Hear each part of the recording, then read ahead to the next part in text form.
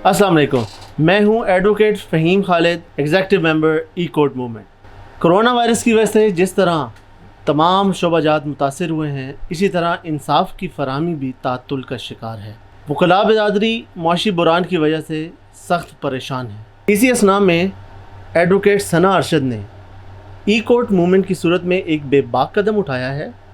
इनका ख्याल है कि कोरोना की वजह से होने वाले लॉकडाउन में टेक्नोलॉजी के इस्तेमाल से इंसाफ का निज़ाम बग़ैर किसी तातुल जारी रखा जा सकता है। इससे पहले कि मैं सवालात का सिलसिला शुरू करूं, मैं ये ज़रूरी समझता हूं कि एडवोकेट सना अरशद का मुख्तसर सा तारुफ करवाता चलूं। Madam Sana Arshad is a law graduate. She also holds a commerce graduation and masters in business studies, and now she is doing her LLM from Lahore University as a final semester student. Madam सना इंतज़ामी अमूर चलाने का वसी तजर्बा रखती हैं और इसके अलावा फ़लसफ़ा, इक़बालियात और कानून जैसे मज़ामीन में गहरे मुताले की हामिल हैं और हालात हाज़रा की बदलती हुई सिचुएशन पर उकाबी नज़र रखती हैं। आप फैमिली और फ़ौजदारी प्रैक्टिस में बढ़ता हुआ नाम हैं। आप फ़ीमेल लॉयर एक्शन कमेटी की सदर हैं और ई कोर्ट मूवमेंट की फाउंडर और कन्वीनर हैं। जब से इस मूवमेंट का आगाज़ हुआ है, वकला जौक दर जौक पाकिस्तान भर से इस मूवमेंट में शमूलियत इख्तियार कर रहे हैं and they consider this movement as a ray of hope for the future of their profession. आइए हम इनसे ई कोर्ट मूवमेंट की बाबत चंद सवालात करते हैं। मैम सना, बताइए ई कोर्ट से आपकी क्या मुराद है? थैंक यू फ़हीम सर, आपने मुझे यहाँ पे ई कोर्ट के बारे में बोलने के लिए बुलाया है। ई कोर्ट से मुराद मेरी ऐसी अदालत है जहाँ पे जज साहबान अपने मुकदमात की समाअत ऑनलाइन करें और तमाम वकला हज़रात अपने घरों और दफातर में बैठकर अपने मुकदमात की पैरवी, गवाहान के बयानात, जीरा, बहस और मुल्ज़मान की पेशी भी ऑनलाइन ही हो। कोरोना जैसी वबा में इंसाफ की फराहमी जारी रखने के लिए इससे बेहतर कोई हल नहीं है। क्या ई कोर्ट की पाकिस्तान में पहले से कोई मिसाल मौजूद? जी हाँ, साबिक चीफ जस्टिस आसिफ सईद खोसा साहब अपने दौर में सुप्रीम कोर्ट में ई कोर्ट का इफ्तिताह कर चुके हैं और सुप्रीम कोर्ट में ई कोर्ट के तहत काफ़ी मुकदमात की समाअत और फ़ैसले हो चुके हैं। और लाहौर सेशन कोर्ट में भी एक ई कोर्ट रूम है जहां पर जज साहबान जेल से बराह रास्त संगीन जराइम में मुलव्वस मुल्ज़मान की ट्रायल करते हैं। आप क्यों समझती हैं कि मातहत अदालतों में भी ई कोर्ट्स का इजरा ज़रूरी है?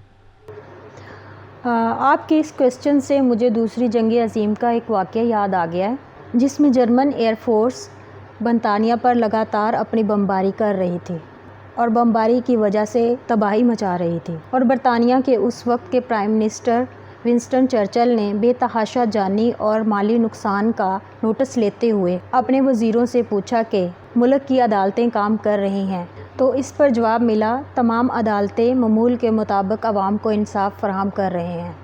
तो इस पर प्राइम मिनिस्टर विंस्टन चर्चिल ने एक तारीखी जुमला कहा कि अल्लाह का शुक्र है कि अगर मुल्क की अदालतें काम कर रही हैं तो सब कुछ ठीक हो रहा है। लेकिन 20 मार्च 2020 से हमारे मुल्क में कोरोना की वबा ने इंसाफ के निज़ाम को मफलूज करके रखा है। अगर हम विंस्टन चर्चिल के बयान की तनाज़र में देखें, इसका मतलब है कि हमारे मुल्क में कुछ भी ठीक नहीं हो रहा था क्योंकि इंसाफ का निज़ाम ही तातुल का शिकार रहा। So, what do you think?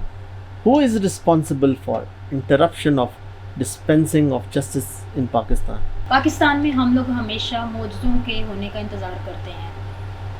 इस कोरोना जैसी वबा ने ना सिर्फ पाकिस्तान को मुतासर किया बल्कि तमाम ममालिक को मुतासर किया, लेकिन मगरब में तमाम लोग इसके लिए पहले से ही तैयार थे। शायद जैसे ही लॉकडाउन हुआ, अगले ही रोज़ उनका निज़ाम ने तलीम, अदालतें और कारोबारी तमाम सरगर्मियाँ ऑनलाइन हो गई।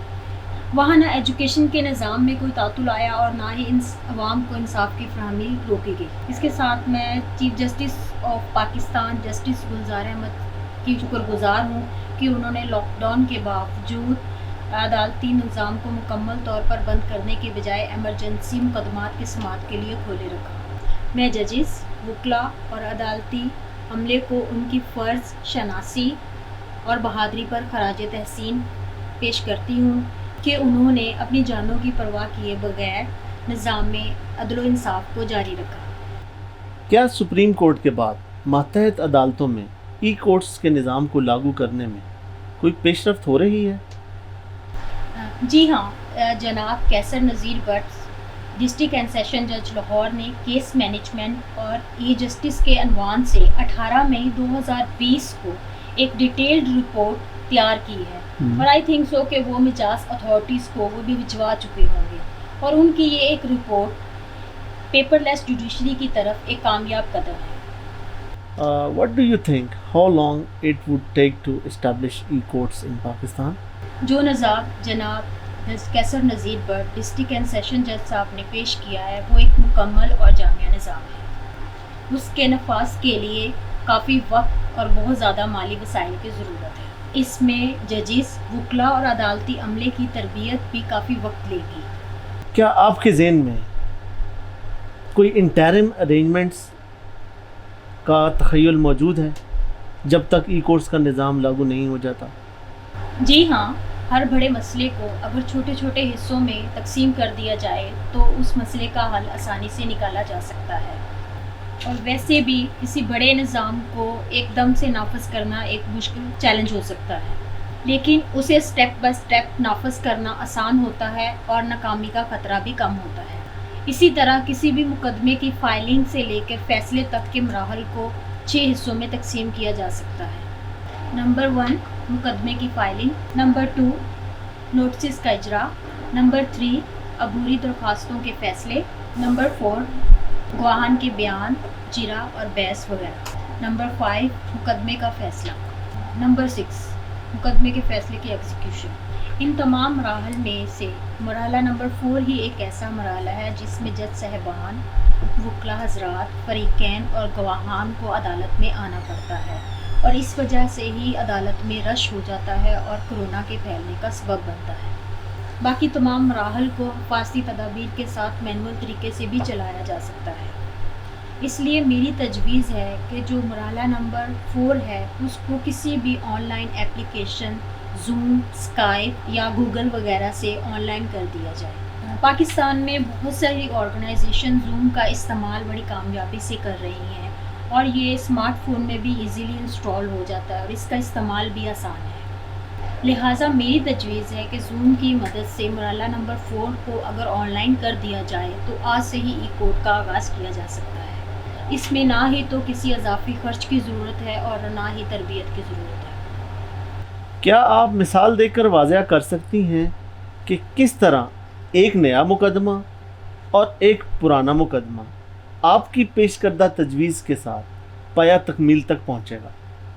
فرض کرتے ہیں ہم ایک نیا مقدمہ suit for declaration and permanent injunction دائر کرتے ہیں، تو اس میں مقدمے کی فائل معمول کے مطابق تیار کر کے بذریعہ اپنے منشی اور کلرک کے ذریعے مارکنگ کے لیے بھیج دی جائے، اور وکالت نامے پر وکیل صاحب اپنا واٹس ایپ نمبر درج کرتے ہیں۔ مقدمے کی فائل مارکنگ کے بعد عدالتی عملہ متعلقہ عدالت میں پہنچا دے۔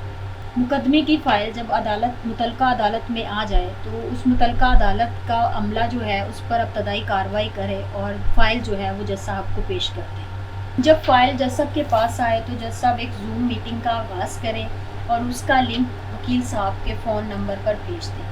وکیل صاحب جو اپنے گھر یا دفتر میں ہے اس لنک کو کلک کریں اور جج صاحب کے ساتھ زوم میٹنگ میں انگیج ہو جائیں۔